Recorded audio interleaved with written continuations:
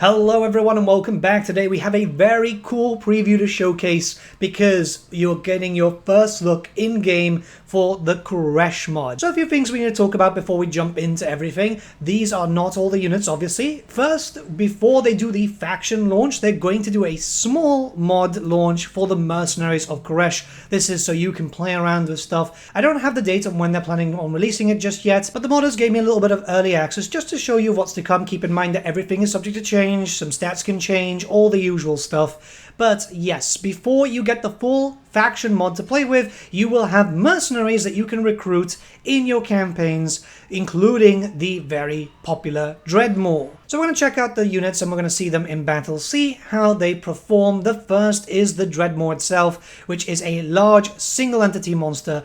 It's very good at killing some monsters. It's also very good at killing units. It's got a bunch of fire resistance. It's got loads of different effects there, as you can see. When it takes too much damage, it's going to get its second skin, reducing its armor but increasing its physical resistance and its speed. The model looks absolutely fantastic. It's a great interpretation of the DREADMAW model, one of the only, actually the only KHURESH model in the more modern era of Warhammer Fantasy Minis. They are listed as monster killers. The main thing here is they are very good at slowing down big entities such as the giants. When it comes to trolls, which they do count as monsters, but monstrous infantry, it's not so good, but the regen comes in quite nice. However, the fire attack that they do have is very good for taking out trolls, skin wolves, and stuff like that.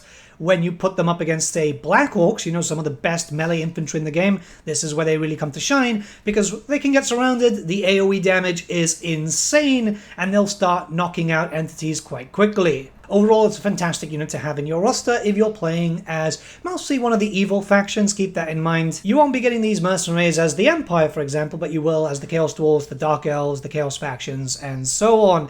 Another interesting creature is the Sarwanak. This is another single entity, and I will be butchering these names. Believe me, I will. This one is very similar. It can go into melee combat without too much of an issue, but it does have a magic missile, and it's a debuffer for large entities also, so single entities will suffer against this creature. It's got a very stunning color scheme. I really like this. These are the only two single entities at the moment. Keep in mind that when the faction releases fully, there will be more, but this is just a tester, or a taster, better yet said, of what's to come, and to get people to play around with the KHURESH units already, which I very much like. So when it comes to these, again, you want to throw them into the thick of it. They're very good at knocking down large entities such as giants. I'll be having a small clip of that in just a second. It's pretty good. Like, you'll get the damage in, you'll get the spit in, it'll do some fairly decent damage. It really depends on where you shoot it to, because it's a number of magic missiles in that case. So it does very good against like large groups, but it can also do some pretty decent damage to larger entities. What you will notice is it's very good at knocking down giants over and over, which stops large entities from getting the animation out, which, yeah, you know, the animations is what's tied to the damage. This is very good. If you want to stop it, if you want to stop a giant, if you want to stop like a Mournfang or whatever, these units are pretty tasty for that, and then hit them with other stuff, because you will have your normal units, your anti-large, and all the regular stuff. When it's against stuff like Black Orcs, again, the damage is fairly good. The attack animations are kind of similar to that of the DREADMAW. I think they're very shared there, but it also does make sense considering that they are using the same base skeleton, I think. The spit is very good. It does a lot of damage there. Large entity monsters are always really impressive to see in the game, especially when you start seeing them come to life like this. We've been seeing the concept art of the KHURESH mod for quite some time now, and their interpretation of how KHURESH would be, so it's great to start to see it in-game properly now. The Spitting Naga will be your first taster to a Naga infantry unit, so these are monstrous infantry. They've got a little bit of a range attack too, which is really cool. You'll be seeing that in just a second. And they've got additional hand weapons, making them very good at taking out some foes, like, say, for example, Black Orcs. They've got Vanguard also, because you don't want to keep them as a range unit. The range there is good, but you want them straight up in combat, ripping apart anything that they can get.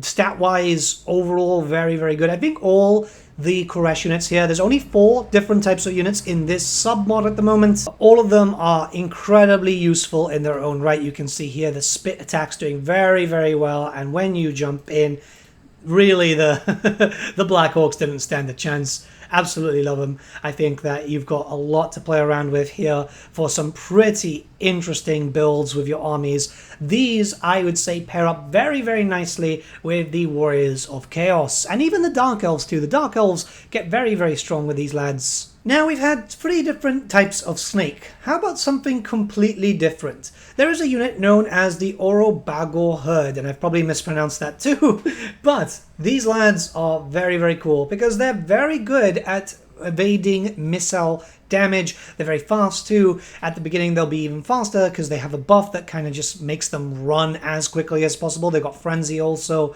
All the stats that you can imagine for a very powerful flanking unit, and we're going to showcase that in a pretty interesting way.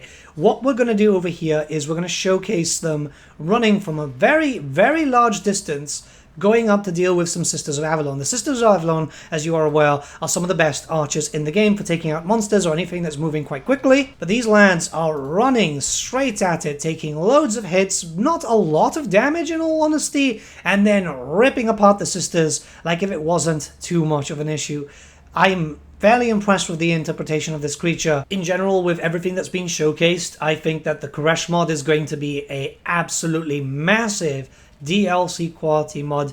It's just a matter of time. Remember that these things, it's a small team and they're working in their own time after their respective jobs and whatever. So let the devs take their time because it's showing that it's going to be very, very impressive. But that's not all. You've seen them in custom battle. Now we're going to check them out in campaign because they are going to be available as mercenaries at the moment while we wait for the full faction reveal. No news just yet on when the mercenaries release as a mod because that's subject to the modders feeling when it's ready or not. They just wanted me to showcase some stuff first. And the process of this is via unusual locations. When you're playing as one of the factions, this is in different parts of the world, so it's not just Grand Cafe, Mountains of Morn, Southlands, also in the Empire.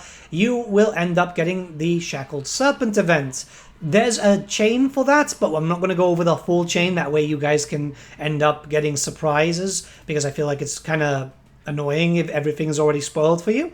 But there is an event, as you can see here, with a little bit of fan-made lore. We'll read over the first one. So, a gaunt and haggard human has risen among the slaves, commanding both reverence and dread. While respected within Druchii society, as I am right now running with a Dark Elf faction, such qualities breed hope among the enslaved. You order the upstart tortured, but are told they respond only with hollow apathy, their wounds knitting with unmatched speed.